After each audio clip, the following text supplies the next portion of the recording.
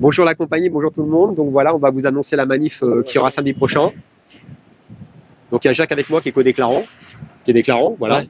Moi. Et puis il y a un certain nombre de personnes, on va vous dire qui. Alors déjà, je voulais dire, je remercie encore une dernière fois tous ceux qui étaient là pour les 6 ans, qui sont venus de province, de loin parfois, et ceux qui étaient aussi co-déclarants et co-déclarantes. Parce que c'est important qu'il y ait du soutien. Et les collectifs qui étaient aussi avec nous. Voilà. Donc là, on va parler maintenant de celle qui aura la semaine prochaine. Donc en fait, samedi prochain, c'est celle qu'on organise maintenant tous les 2 mois, avec ce collectif Unité Gilets jaunes. On est passé de tous les 15 jours à tous les 2 mois après l'anniversaire. C'est une manif qui va démarrer de la place Edmond Michelet dans le centre de Paris, au centre Pompidou, au Bourg, et qui partira sur la rive gauche. C'est un parcours de taille moyenne qui fait 5 km. C'est samedi prochain, c'est le 18 janvier. Donc c'est celle qu'on organise tous les 2 mois. La prochaine après, ça sera au mois de mars. Donc il y a pas mal de co-déclarants et de déclarants. On va vous dire un peu qui est là, qui est dans l'organisation. Alors il y a Unité Gilets jaunes, pour ce petit collectif avec lequel on organise. Il y a l'association Yellow Sphere qui avait fait le livre Gilets jaunes, donc qui avait donné les dons aux mutilés. Et donc, eux, ils soutiennent l'événement. Après, tu as Gilets jaunes et citoyens en colère. Après, tu as aussi les Gilets jaunes de Belgique, dont Barbe Jaune, qui sera là. Et une association qui s'appelle Faisons valoir nos droits, qui a fait une pétition où il y a déjà 18 000 inscrits pour la baisse de l'électricité de 50%.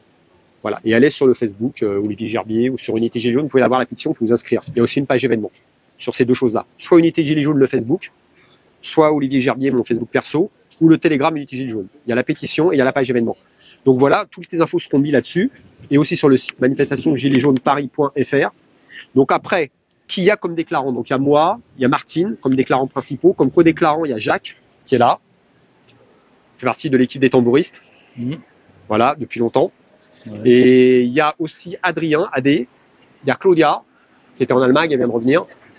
Il y a aussi Barbe Jaune, Baptiste, donc qui est à l'origine de la pétition, qui vient de province, avec des amis, qui est donc de l'association Faisons valoir nos droits. Il y a Anita, il y a Nassim, bon, des personnes bien connues des manifs, Lise, qui est pour la paix, avec son drapeau de la colombe, qui était là dernièrement. Il y a Lina, souvent qui, avec un porte-voix, et Ronnie et Christine, des personnes qui sont régulièrement là aussi de province. Donc en fait, tous gilets jaunes régulièrement dans les manifs. Donc en fait, il y aura des prises de parole avant le départ de plusieurs collectifs. Donc l'heure est à 14h contre la hausse généralisée des prix, c'est-à-dire l'électricité, l'alimentation, le carburant et le gaz. Donc pour réformer le marché de l'énergie européen, et donc payer l'énergie moins chère. Pour une justice fiscale et sociale. Pour supprimer ou réduire drastiquement l'optimisation fiscale des multinationales. Augmenter les salaires et retraites en tenant compte de l'optimisation de l'érosion monétaire, pardon. Monter les salaires et retraites, donc réécrire une constitution qui défende réellement les citoyens, c'est-à-dire le RIC, et pour une impartialité aussi des médias, une pluralité de l'information. Après, il y a aussi pour la paix, s'opposer à tout engagement militaire qui n'engage pas les intérêts du peuple français, aussi. Donc ça correspond aussi avec la paix.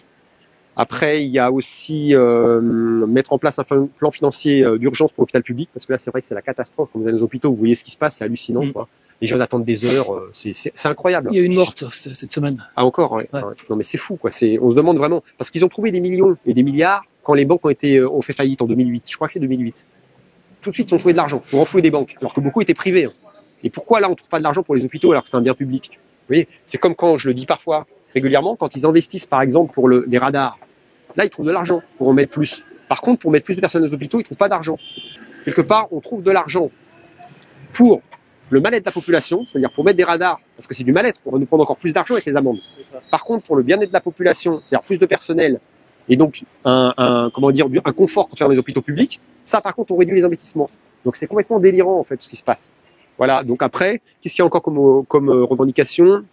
Les agriculteurs, peut-être voilà, soutien aux agriculteurs. Exactement, tout à fait. Parce que, en fait, il faut vraiment soutenir les agriculteurs. Il faut vraiment faire convergence de lutte ou pas, c'est pas ça, mais profiter de cette lutte pour nous aussi, pour que tout le monde en profite de cette lutte, parce qu'elle est pour notre intérêt, là, bien sûr, évidemment, parce que là, exactement, l'agriculture, c'est la souveraineté alimentaire, c'est super important. Si on veut la souveraineté de la France, c'est la souveraineté alimentaire. Voilà. Et le Frexit, ça sera les revendications que je vais rajouter. Le Frexit, la démission de Macron, la démission ou la destitution de Macron, parce que ça, tout le monde sera d'accord là. Enfin, presque, quand je dis tout le monde, la très grande majorité des Français sont d'accord pour que Macron dégage. Ça, je le vois sur les réseaux sociaux, en discutant avec plein de gens. c'est une revendication essentielle.